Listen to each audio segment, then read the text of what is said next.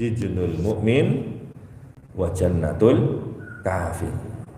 Dunia itu penjara bagi orang yang beriman, wa jannatul kafir, dan dunia layaknya surga bagi orang-orang kafir. Al-Hafidz Ibnu Hajar Al-Asqalani. Al-Hafidz Ibnu Hajar Al-Asqalani yang ngarang kitab saya, kitab Fathul Bari maksudnya ya, syarahnya Sahih Bukhari. Ibnu Hajar Al-Asqalani ini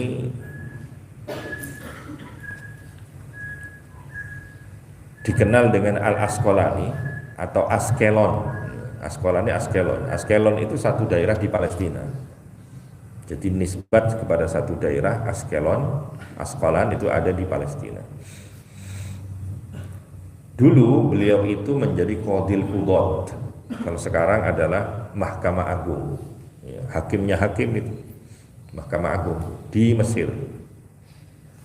Karena menjadi hakim agung, kalau sekarang Mahkamah Agung MA, ya, pejabat tinggi di pengadilan. Itu kalau dari rumahnya ke tempat kerja itu, kalau sekarang di Patwal. Kalau orang dulu kan belum ada mobil, Patwalnya pakai kereta kuda tapi beriringan gitu ya, ada iring-iringan, senantiasa disambut. Jadi kalau setiap datang ke kantor, pulang itu diiring arak-arakan gitu. Ada beberapa kuda dan beliau menaiki kereta kuda. Jadi luar biasa. Satu ketika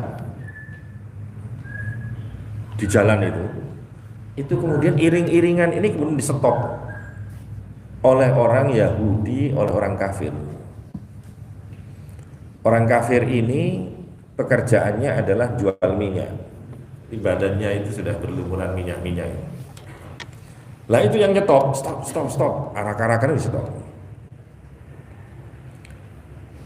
Kemudian dia bertanya, mana itu apa namanya Syekh Ibnu Hajar Asqalani, hakim Qadil Qudatnya itu dipertemukan. Ada apa? Kemudian, maka orang Yahudi ini mengatakan nabimu itu bohong. Orang Yahudi, nabimu bohong. Oh, emang bohong kenapa? Ya bohong karena dia telah mengatakan ad-dunya sijnul mu'min wa jannatul kafir. Karena nabimu pernah bersabda dunia adalah penjara bagi orang yang beriman dan surga bagi orang kafir. Kenyataannya nonsen. Itu omongan tok itu. Buktinya apa? Ya saya sendiri dan kamu. Katanya surga, katanya dunia itulah penjara bagi orang mukmin. Coba lihat kehidupanmu. Kamu menjadi pejabat mewah, ya kan? Mulia kayak begitu, hidupmu seakan-akan ada di surga.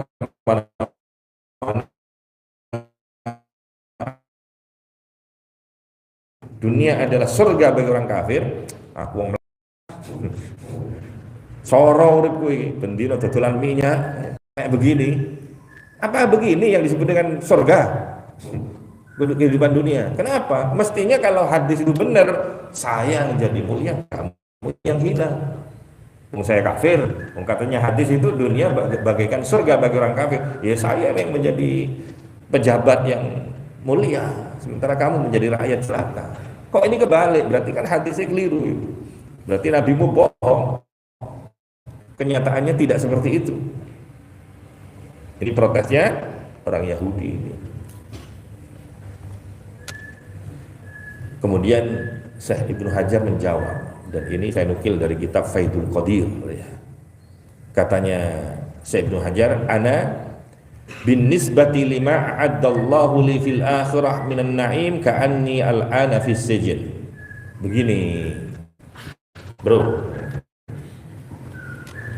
aku yang bergelimang harta dan kemuliaan di saat sekarang di dunia, itu kalau dibandingkan nanti dengan kemuliaan di akhirat, dengan fasilitas surga, fasilitas dari negara, beberapa kereta kuda, iring-iringan, itu belum ada apa-apanya dengan kemuliaan yang disediakan oleh Allah, fasilitas yang ada di surga. Maka kalau dibanding-bandingkan karena tidak ada apa-apanya, ini seperti di penjara.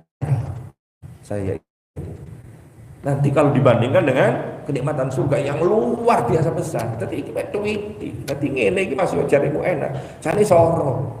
Soalnya di dunia, cik konfol, cik mau poso, cik macam-macam, meskipun dikasih harta banyak, ya. Dan harta itu tidak ada apa-apanya dengan harta yang akan diberikan oleh Allah nanti di surga. Sementara kamu, wahai orang Yahudi, meskipun kamu terlihat sengsara kayak begitu, tidak punya harta yang banyak begitu, maka kamu itu seperti di surga.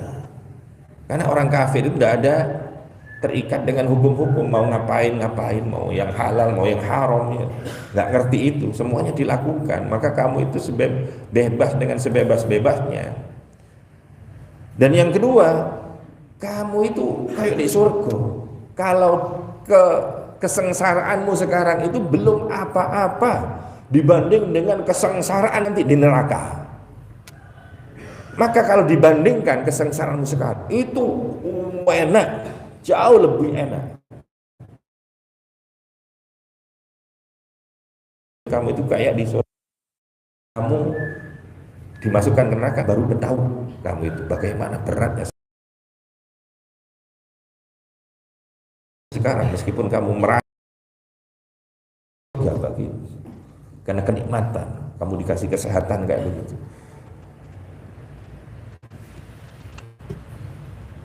Maka baru pahamlah si Yahudi itu, oh begitu maksudnya. Akhirnya dia takut juga urusan neraka. Maka kemudian saat itulah kemudian dia bersyahadat, asyhadu an la ilaha illallah wa asyhadu anna muhammadar rasulullah. Enak itu kan urusan perasaan, urusan perasaan. Orang sehat, orang dikasih sehat, dia punya 1001 keinginan, ingin ini, ingin itu, ingin ini, banyak. Ada orang stroke, sugih kaya apa, wis gak nikmat kan. Ya. Yang akan mendatang, maka melihat orang sehat, orang kaya, dia stroke, diabetes, kakinya terancam untuk diamputasi, ya kan? Meskipun dia punya harta yang melimpah, begitu melihat orang lain tetangganya yang sehat, melaku gak dituntut, waduh swarga sampai kan begitu, ya kan? Bisa melaku toh, nggak usah melihat bagaimana duitnya seberapa, dia punya harta apa, melihat dia bisa jalan dengan enteng, dengan nyaman, dengan ringan, itu surga baginya. Maka seperti itulah surga dunia bagi orang kafir. Sak sosorone wong kafir urip di dunia gak ono apa-apane ketimbang soro di neraka. Maka sak soro-sorone urip di dunia bagi orang kafir itu surga kalau nanti dipandang oleh orang-orang yang ada di neraka. Seperti itulah ad-dunya sijnul mu'min wa jannatul kafir.